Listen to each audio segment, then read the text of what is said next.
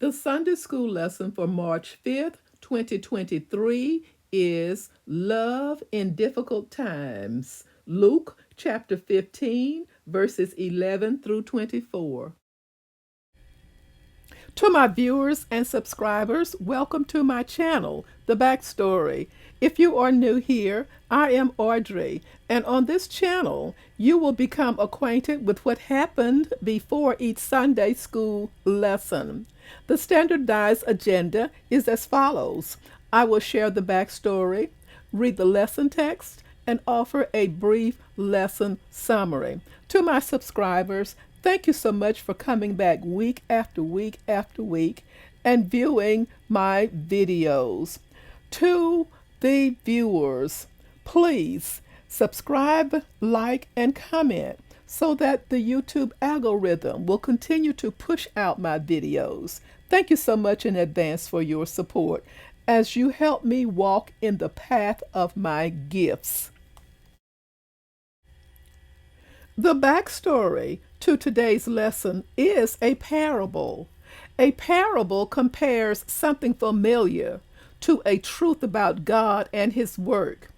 It rebukes pious leaders who disdain Jesus because He welcomes sinners. Luke chapter 15, verse 2. And a parable challenges audiences' attitude, which are at odds with God's work. In Luke chapter 15, there are three parables. The parable of a lost sheep, Luke chapter 15, verses 3 through 7. The parable of a lost coin, Luke chapter 15, verses 8 through 10. And the parable of a prodigal son, sometimes called the parable of the lost son, Luke chapter 15, verses 11 through 32. The three parables in Luke chapter 15 are about something lost, found, and rejoiced over when found.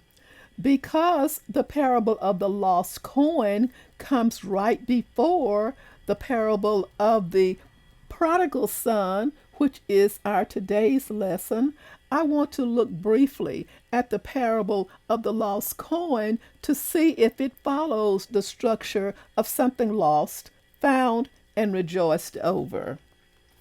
In Luke chapter 15, verses 8 through 9, I read, Or suppose a woman has 10 silver coins and loses one.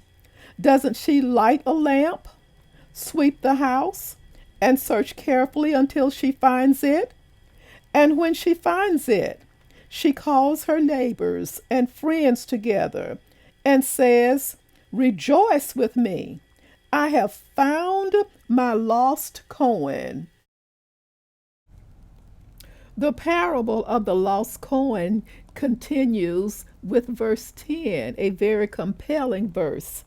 In the same way, I tell you, there is rejoicing in the presence of the angels of God over one sinner who repents. Key verse.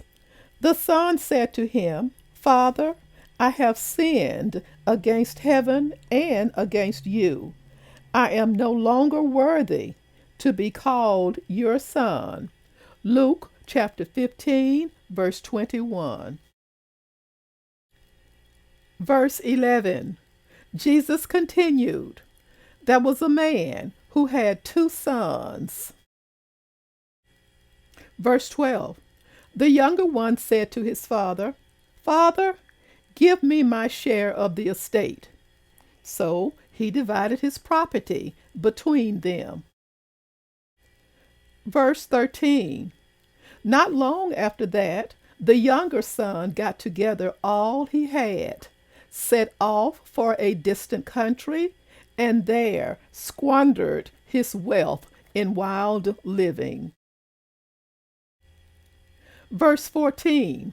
After he had spent everything, there was a severe famine in that whole country, and he began to be in need. Verse 15. So he went and hired himself out to a citizen of that country, who sent him to his fields to feed pigs. Verse 16.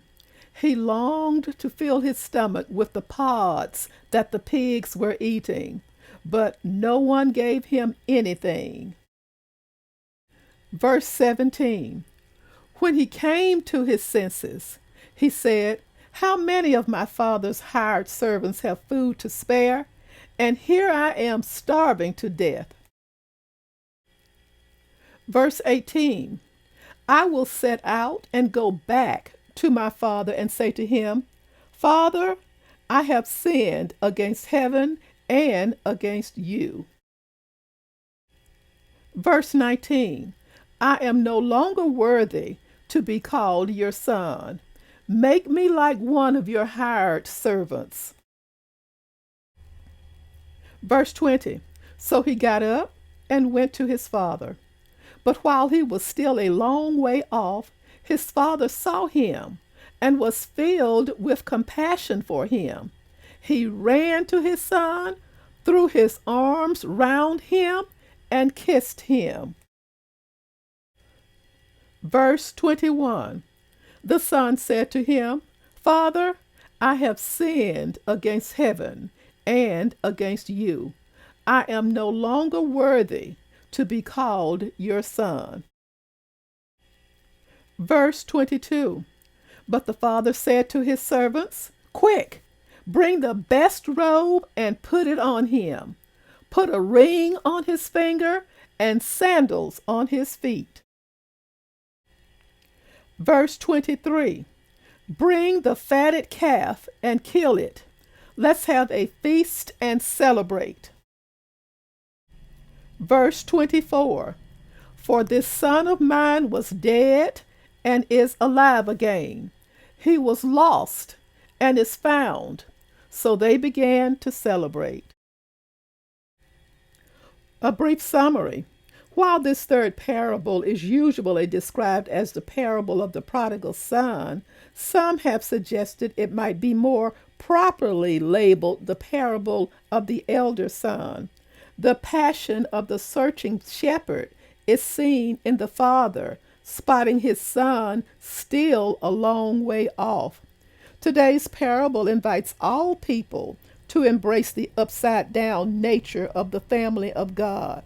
In this family, God offers and desires reunion where broken relationship exists. We may feel shamefully unworthy, as the parable's younger son felt. However, like the parable's father, God is generous and merciful. His generosity has been displayed for centuries. Like a shepherd who cares for his flock, God cares for his people and provides for their needs. Such actions give testimony to all people of God's generosity and faithfulness. God welcomes all people to become his beloved children in his family. He desires his people to feel hope and not shame. And now, dear children, continue in him so that when he appears, we may be confident and unashamed before him at his coming. Romans chapter 2, verse 28. Thank you so much for watching. Join me soon for the next backstory. Stay safe.